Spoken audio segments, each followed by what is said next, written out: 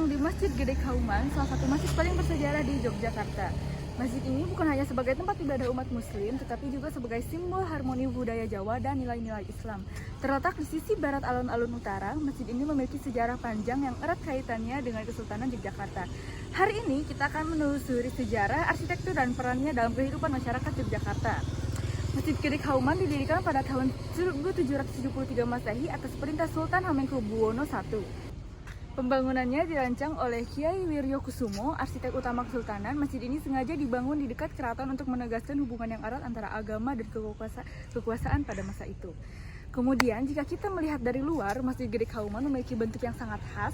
Atapnya berupa joglo tumpang tiga yang melambangkan konsep keislaman, yaitu iman, Islam, dan ihsan. Tumpang tiga ini juga mencerminkan hubungan manusia dengan Tuhan, sesama manusia, dan alam. Struktur utama masjid ini didukung oleh 4 tiang besar yang disebut dengan saka guru, yang terbuat dari kayu jati pilihan. Perhatikan juga detail ukiran pada tiang dan pintu masjid. Setiap motif memiliki makna filosofi seperti doa untuk kesejahteraan dan kesucian tempat ini. Di area depan, teman-teman akan menemukan serambi yang luas yang biasanya digunakan untuk kegiatan sosial dan belajar agama. Tradisi ini masih dilestarikan hingga kini, terutama saat Ramadan atau peringatan Hari Besar Islam. Masjid Gede juga memiliki bedug dan kentongan berusia ratusan tahun yang digunakan untuk menandai waktu sholat. Ketika teknologi modern seperti mengeras suara belum ada, alat ini sangat penting untuk mengumpulkan jemaah. Selanjutnya, fungsi dan tradisi keagamaan di Masjid Gede Kauman. Selain sebagai tempat ibadah, Masjid Gede Kauman ini juga digunakan sebagai tempat untuk berkegiatan sosial dan budaya. Salah satunya adalah tradisi yang paling terkenal di Yogyakarta, yaitu sekaten. Sekaten ini dilaksanakan pada bulan Maulid, yaitu pada kelahiran Nabi Muhammad SAW, yang dimana di Masjid Gede Kauman ini ketika sekaten itu digunakan untuk pengajian dan doa bersama. Sedangkan di dalam kampung Kaumannya itu ada pasar dan juga kegiatan budaya lainnya. Sekaten ini mencerminkan paduan antara adat Jawa dan nilai-nilai Islam yang menjadi ciri khas Yogyakarta. Selain tradisi, masjid ini juga menyimpan banyak peninggalan sejarah. Mimbar kayunya yang megah masih digunakan untuk khutbah Jumat. Sebagian besar ornamen dari masjid ini juga masih tetap asli dan dipertahankan dari sejak pertama kali didirikannya masjid ini, seperti ukiran pada pintu utama dan pagar yang mengelilingi area masjid. Nah, semua ini juga menunjukkan bahwa keahlian para pengrajin pada masa itu sekaligus simbol penghormatan terhadap warisan budaya. Masjid Kauman ini memberikan gambaran bagaimana Islam dan budaya Jawa serta sejarah berpadu dengan indah di tempat ini. Masjid ini tidak hanya menjadi tempat sholat, tempat ibadah, tetapi juga pusat peradaban yang terus hidup hingga saat ini. Halo teman-teman, setelah teman-teman melihat destinasi sebelumnya, sekarang kita ke Museum Sono Budoyo. Oke, setelah di samping alun-alun utara, kalian bisa masuk untuk membeli tiket museum di sebelah sini. Untuk parkir motor, kalian bisa dari arah pintu masuk ke sebelah kanan, dan untuk parkir mobil bisa di sebelah sini. Oke, untuk arah parkir motor juga kalian bisa menemukan stand-stand makanan atau minuman atau jajanan semuanya di sini.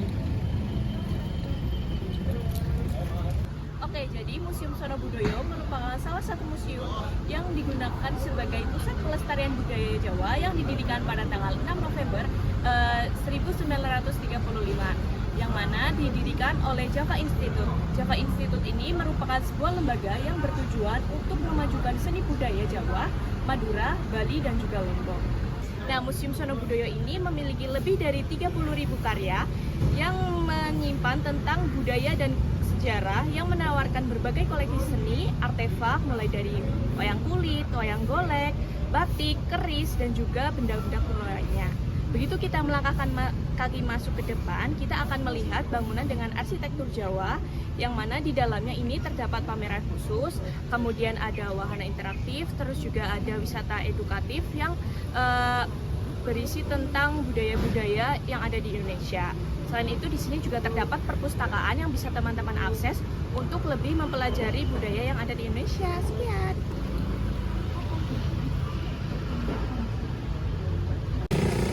Hai guys, jadi kita sekarang ada di Alun-Alun Utara bersama saya Dita Dan saya Hani. Di sini kami akan menceritakan tentang Alun-Alun Utara. Yeay, disimak ya. Nah, jadi guys, Alun-Alun Utara atau Alun-Alun Lor itu sebuah landmark berupa tanah lapang yang tidak bisa dipisahkan dengan Keraton Yogyakarta. Mengapa disebut demikian? Kenapa disebut Alun-Alun Utara? Soalnya lokasi Alun-Alun Utara itu berada di sebelah utara atau di sisi depan dari Keraton Yogyakarta. Nah, Alun-Alun Utara juga terletak di Sumbu Filosofis Jogja yang ditarik lurus antara Tugu Golonggiling sampai Panggung Krapyak. Nah, alun-alun ini mencangkup beberapa destinasi lainnya seperti ada Masjid Gede, terus ada Museum Sorobudoyo, dan juga alun-alun ini berdekatan dengan Benteng Vredenburg dan wisata Malioboro. Di tempat ini terdapat 2 pohon beringin yang kini bernama Kyai Wijaya Daru, yang ternyata pohon itu berasal dari Keraton Pajajaran. Kini alun-alun ini telah diberi pagar sebagai pembatas antara trotoar dan juga bagian tanah lapang. Nah, kemudian ceritanya nih pada masa lalu tanah lapang ini menjadi tempat latihan para prajurit untuk unjuk kehebatan nih di depan Sultan, dan para pembesarnya kerajaan ini menyaksikan dari Siti Hinggil. Selain itu, dulu alun-alun utara digunakan rakyat juga sebagai tempat agar permintaan atau pendapat mereka itu didengar oleh Sultan. Nah, tapi seiring berjalannya waktu, alun-alun utara Jogja yang mulanya disakralkan sebagai sempat berubah ya menjadi tempat ruang publik yang bebas dimanfaatkan oleh masyarakat. Contohnya itu dulu menjadi pusat kegiatan masyarakat seperti pasar malam Sekaten, sampai konser musik juga kerap digelar di alun-alun utara ini. Betul banget. Nah, sekarang Keraton Yogyakarta kembali merevitalisasi alun-alun ini seperti semula dengan menutup permukaannya dengan pasir dan juga pagar besi. Nah, kenapa sih alasan alun-alun utara ditutup dengan pasir lembut yang ternyata pasir ini bermakna penggambaran laut tak berpantai sebagai perwujudan dari Tuhan yang Maha Tidak Terhingga. Secara keseluruhan, makna alun-alun beserta kedua pohon beringin di tengahnya menggambarkan konsepsi manunggaling Kawula Gusti. Adapun tujuan utama revitalisasi alun-alun utara yaitu untuk mengembalikan fungsi tempat ini seperti sebelumnya. Nah, kemudian pada masa lalu alun-alun utara ini memiliki 64 pohon beringin seperti yang di tengah itu, yang melambangkan usia Nabi Muhammad SAW dalam masa kalender Jawa ketika beliau meninggal. Di antara pohon-pohon beringin ini berjajar pendopo-pendopo kecil yang dinamakan bangsal perkapalan, yaitu sebagai tempat bupati menginap dan beristirahat ketika menghadap sultan.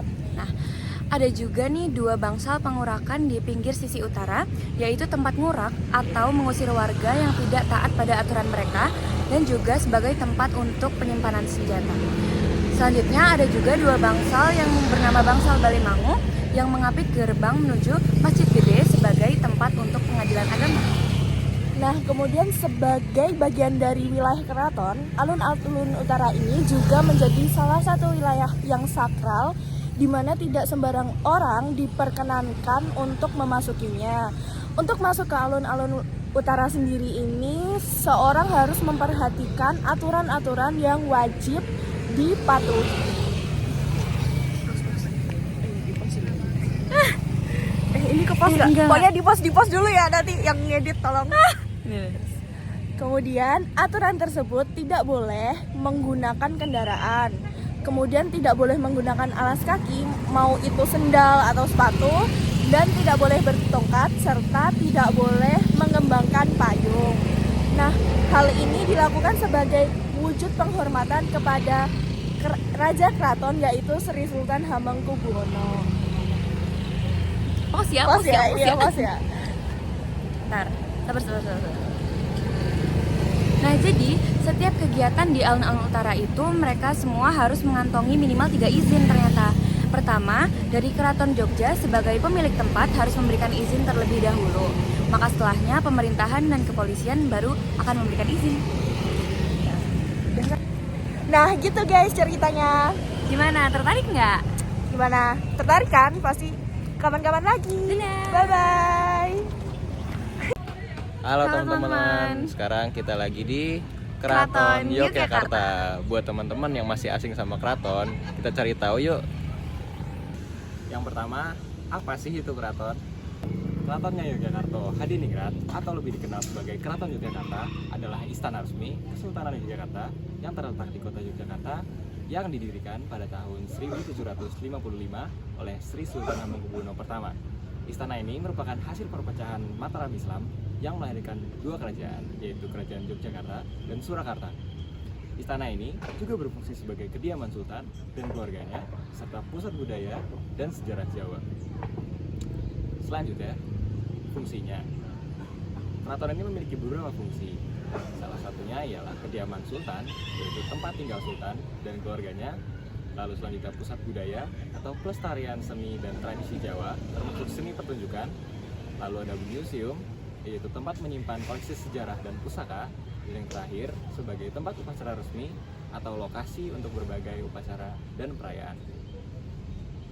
Selanjutnya teman-teman, kita akan sedikit membahas mengenai sejarah Keraton Ngayogyakarta Hadiningrat Yogyakarta. Nah, untuk keratonnya sendiri didirikan pada tahun 1755 oleh Sultan Hamengkubuwono I setelah penandatanganan perjanjian Giyanti antara Sultan Mataram dengan VOC. Nah, dengan perjanjian tersebut, kerajaan Mataram ini terbagi menjadi dua, yaitu menjadi Kerajaan Yogyakarta dan juga Surakarta. Nah, selain berfungsi sebagai tempat tinggal keraton, Keraton Yogyakarta ini berfungsi sebagai pemerintahan, budaya, dan kesenian di wilayah Yogyakarta. Berlokasi di selatan Gunung Merapi dan dekat dengan Sungai Opak untuk mendirikannya. Lokasi strategis ini dipilih langsung oleh Sultan Hamengkubuwono yang pertama. Nah, Keraton Yogyakarta ini memiliki desain arsitektur yang menggambarkan perpaduan antara tradisi Jawa dan juga Islam dengan simbol-simbol kosmologi Jawa yang masih kental. Nah, selanjutnya teman-teman, kita akan sedikit membahas mengenai beberapa ruang atau bagian-bagian inti dari Keraton Yogyakarta. Yang pertama adalah alun-alun kidul atau alun-alun selatan yang terletak di depan keraton, dan alun-alun ini biasa digunakan untuk upacara dan berbagai macam kegiatan masyarakat. Nah, terdapat dua pohon beringin besar di bagian tengahnya yang memiliki makna filosofis dalam kehidupan masyarakat Jawa. Untuk bagian inti yang selanjutnya adalah bangsal kencana yang merupakan ruang utama dalam keraton yang digunakan untuk menerima tamu penting dan tempat berlangsungnya upacara resmi. Di bangsal kencana inilah Sultan Hamengkubuwono berinteraksi dengan rakyat dan para pejabat atau tamu lainnya. Selanjutnya ada pendopo, yaitu ruang terbuka yang berada di depan keraton dan biasa digunakan untuk penampilan atau pertunjukan seni dengan arsitektur Jawa yang mencerminkan keindahan tradisionalnya. Selanjutnya ada Sasana Wilasa atau Sasana Sekar Jagat, yaitu ruang yang digunakan untuk kegiatan seni dan budaya termasuk pertunjukan wayang kulit dan gamelan. Sasana Wilasa adalah bagian dari upaya untuk menjaga dan melestarikan kebudayaan Jawa. Lalu selanjutnya atau ruang yang keenam adalah Dalam Agung, merupakan suatu bagian di dalam keraton Jawa yang menjadi tempat tinggal Sultan beserta keluarganya. Dalam ruangan ini atau di dalam Agung disimpan juga berbagai macam pusaka yang bersejarah. Lalu untuk yang terakhir ada Museum Keraton Jawa. Selain sebagai tempat tinggal para sultan dan keluarganya, keraton ini juga berfungsi untuk menyimpan koleksi benda-benda bersejarah, termasuk pakaian adat, senjata tradisional, dan berbagai benda seni yang berkaitan dengan sejarah Yogyakarta. Nah, semua bagian ini mencerminkan perpaduan antara kekuasaan, kebudayaan, dan agama yang menjadi identitas kuat bagi Keraton Yogyakarta. Yang terakhir ada fakta menarik. Keraton Yogyakarta terhubung dengan Tugu Jogja dan Gunung Merapi melalui konsep sumbu filosofis, mencerminkan pandangan kosmologis masyarakat Jawa. Selain itu, terdapat larangan menggunakan warna merah dan hitam di area istana yang dianggap tidak sopan. Seperti itu. Oke teman-teman, itu tadi seputar keraton dan sekarang kita akan langsung lanjut ke destinasi selanjutnya. Ayo. Hai guys, seneng banget gak sih kita bakal jalan-jalan ke Kampung Kauman. Tapi sebelum kita memulai perjalanan, perkenalkan dulu, aku Jihan dan aku Maitza. Jadi kami di sini sebagai tour guide yang akan memandu kalian di Kampung Kauman. Oke, langsung aja yuk. Dan terus keseruannya. Yuk.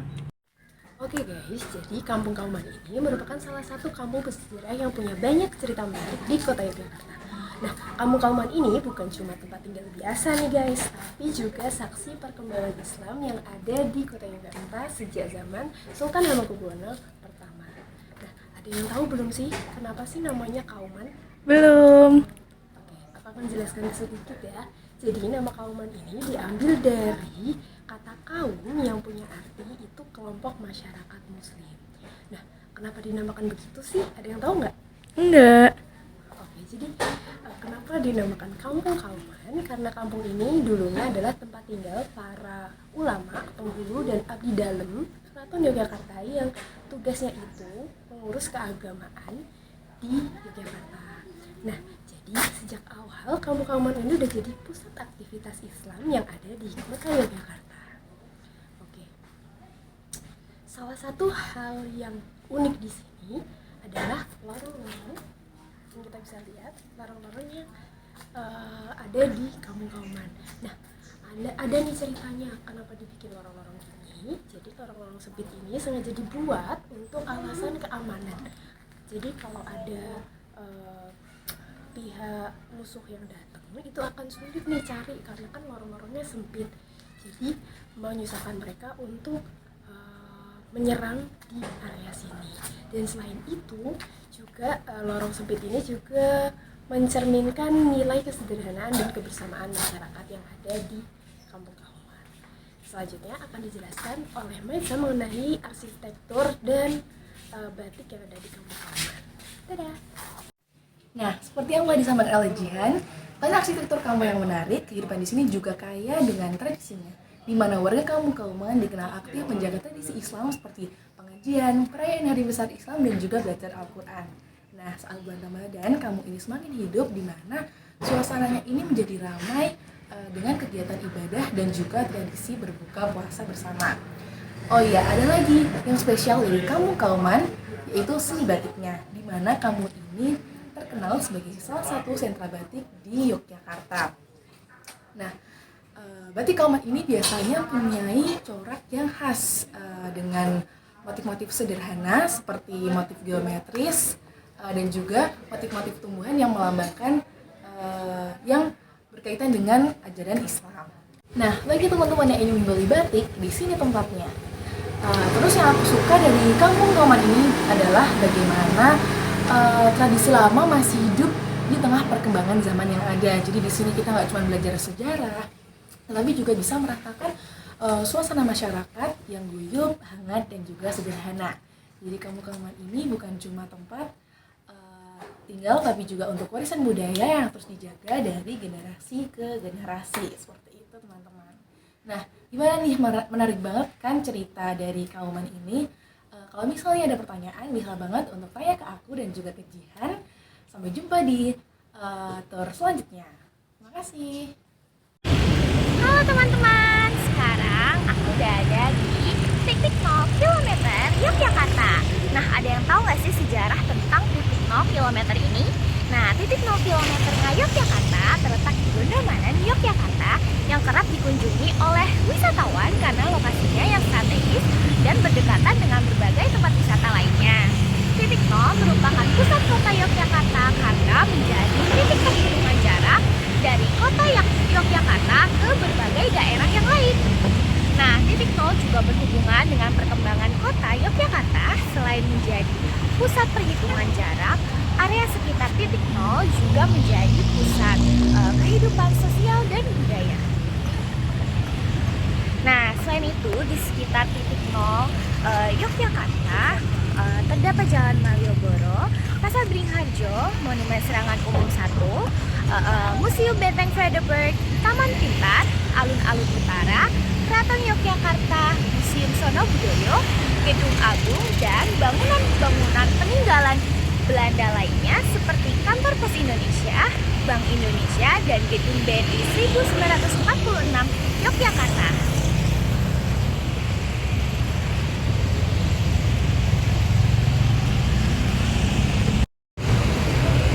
Titik 0 km Yogyakarta berbentuk persimpangan yang mempertemukan 4 ruas jalan. Sisi utaranya adalah Margomulyo, bagian dari kawasan Malioboro. Sisi selatan adalah Jalan Pangurakan, jalan utama menuju Keraton. Sedangkan sisi timur adalah Jalan Panembahan Senopati yang merupakan akses menuju kota Yogyakarta dari arah timur, dan Jalan Kiai Haji Ahmad Dahlan di sisi barat yang menjadi akses menuju kota Yogyakarta dari arah barat. Di ujung Jalan Pangurakan pada awalnya terdapat sebuah gapura milik keraton yang bernama Gapura Geladak, namun saat ini sudah tidak ada lagi. Bundaran yang dibangun sejak zaman kolonial Belanda juga sempat diubah menjadi air mancur pada dekade 1970-an. Sebelum akhirnya dibongkar permanen pada pertengahan dekade 1980-an. Pemanfaatan. Kawasan ini memiliki area pedestrian yang luas dan dilengkapi dengan beberapa kursi taman dan diisi oleh lampu-lampu jalan dan bangunan-bangunan peninggalan Belanda. Menjadikan kawasan ini menjadi salah satu ruang publik dan pusat perekonomian yang dipadati masyarakat dan wisatawan di kota Yogyakarta. Adanya gedung kantor pos saat itu membuat Belanda membangun sebuah bundaran di tengah-tengah persimpangan tersebut. Bundaran inilah yang diyakini sebagai titik 0 km Yogyakarta karena berfungsi untuk mengukur jarak dari kota Yogyakarta menuju daerah di sekitarnya seperti Sleman dan Bantul. Kawasan ini juga menjadi tempat bermulanya serangan umum 1 Maret 1949, di mana kawasan ini menjadi tempat awal berkumpulnya pasukan Indonesia sebelum akhirnya menyebar untuk melakukan penyerangan terhadap Belanda dari segala arah. Untuk memperingati terjadinya serangan tersebut, maka dibangun monumen di Komplek Benteng Vredenburg yang terletak pada sisi barat daya kawasan ini. Halo teman-teman semua, aku Mutia. Aku Safira. Jadi kita di sini akan mengajak teman-teman semua untuk mengenali Gedung Agung Yogyakarta. Halo teman-teman semua, jadi di sini saya akan menjelaskan mengenai Istana Negara Yogyakarta atau Gedung Agung. Nah, Gedung Agung ini terletak di pusat keramaian kota nih, tepatnya di ujung selatan Jalan Ahmad Yani yang biasanya dikenal sebagai Jalan Malioboro atau dekat dengan titik 0 Malioboro. Kawasan ini terletak di Kelurahan Mupasan, Kecamatan Gondomanan, Kota Madia, Yogyakarta, yang berada pada ketinggian 120 meter di atas permukaan laut, dan komplek istana ini luasnya 43,585 meter persegi. Sesuai dengan namanya, Gedung Agung ini tempat untuk diterimanya tamu-tamu agung dari Presiden. Gedung Agung juga menjadi tempat terjadinya peristiwa-peristiwa sejarah loh pada masa awal-awal berdirinya Republik Indonesia. Pelantikan Jenderal Sudirman sebagai Panglima Besar TNI dilakukan juga di sini, dan selama 3 tahun, yaitu dari tahun 46 sampai 49. Gedung ini adalah sebagai tempat kediaman resmi Presiden. Gedung Agung menghadap ke timur, berseberangan dengan Museum Benteng Vredenburg, bekas benteng Belanda. Gedung Agung atau Istana Yogyakarta terdiri atas 6 bangunan utama, yaitu Gedung Agung atau Gedung Utama, kemudian ada Wisma Negara, Wisma Indah Prasta, Wisma Sawojajar, Wisma Bumi Retawu, dan Wisma Sabta Prala. Nama 4 wisma terakhir itu masing-masing diambil dari epik Mahabharata. Gedung utama atau bangunan induk kompleks istana ini berbentuk sama seperti ketika selesai dibangun pada tahun 1869. Ruangan utamanya disebut dengan Ruang Garuda dan berfungsi sebagai ruangan resmi untuk menyambut tamu negara atau tamu agung yang lainnya. Di ruangan ini pula lah ketika Kabinet Republik Indonesia dilantik ketika ibu kota negara pindah ke Yogyakarta. Pintu gerbang utama kompleks Istana Yogyakarta dijaga oleh 2 patung besar, 2 rapala yang juga disebut sebagai kupala. Masing-masing setinggi 2 meter, patung kedua ini berasal dari salah satu tempat di sebelah selatan candi kawasan, di depan gedung utama. Di halaman istana berdiri juga sebuah monumen batu andesit setinggi 3,5 meter yang disebut sebagai Dagoba, yang berasal dari desa Cukuwatu di dekat Candi Prambanan. Monumen ini melambangkan kerukunan beragama, yaitu agama Hindu Ciwa dan agama Buddha.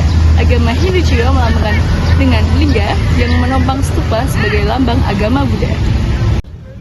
Nah, kali ini aku akan menjelaskan sejarahnya Gedung Agung. Gedung Agung dibangun pada tahun 1824 di masa penjajahan Belanda atas prakarsa Anthony Hendricks. Presiden ke-18 Yogyakarta. Letaknya di sisi barat Benteng Verdeberg yang awalnya merupakan sebuah bangunan tua yang didirikan sejak 1772. Sebelumnya bangunan ini rusak parah sehingga harus diperbaiki dengan dibangun kembali. Perbaikan dimulai pada tahun 1824 dan sempat terhenti karena Perang Diponegoro. Perbaikan gedung kepresidenan ini dilanjutkan lagi setelah perang di masa Presiden Franz Gradius Paul dan perbaikan gedung rampung pada tahun 1832. Gedung ini dibangun kembali dan selesai pada tahun 1869. Pada 19 Desember 1927, status administrasi Yogyakarta ditingkatkan menjadi provinsi sehingga gedung ini berfungsi sebagai kediaman Gubernur Belanda hingga masa pendudukan Jepang. Pada 6 Januari 1946, Yogyakarta menjadi ibu kota Republik Indonesia dan Gedung Agung berfungsi sebagai istana kepresidenan untuk Presiden Soekarno. Gedung ini menjadi saksi berbagai macam peristiwa penting seperti militer dua oleh Belanda yang dilakukan pada 19 Desember 1945. Setelah berpindahnya pemerintahan ke Jakarta pada 28 Desember 1949, Gedung Agung tidak lagi menjadi tempat presiden tetapi berfungsi sebagai lokasi untuk menerima tamu negara atau acara kenegaraan lainnya. Jadi itu dia penjelasan mengenai sejarah singkat Gedung Agung Yogyakarta. Terima kasih sudah menyaksikan.